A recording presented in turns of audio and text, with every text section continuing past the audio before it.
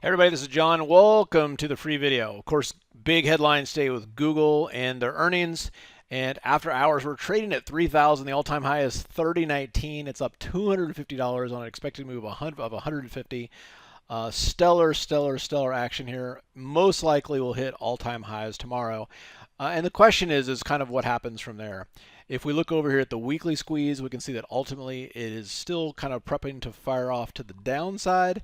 And so the question is this going to save the market? They've announced a 20-for-1 stock split in the form of a dividend, or is this going to go the way of kind of an IWM where we pop up, suck everybody in, get a lot of confidence going? And remember, this is 2 weeks of this, and then it rolls over and dies.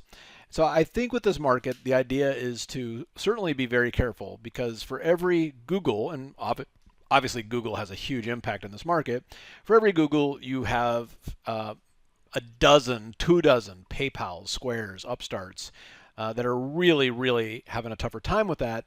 And against the backdrop of all this, we have sneaking up on us another yield curve inversion.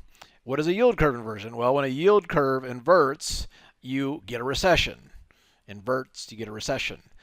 This was right before 2020. So we're not there yet, but we're coming down very hard. And that's just something to keep in mind. And the idea with this is that this is more about the economy as a whole and concerns on the horizon that it's slowing, even though everybody's concerned about, oh my God, we're expanding and there's inflation. The idea that can all stop very quickly. And in fact, some of the leading indicators for inflation are rolling over pretty hard right now. And so we get a situation where the Fed is panicking, overcorrects, and boom.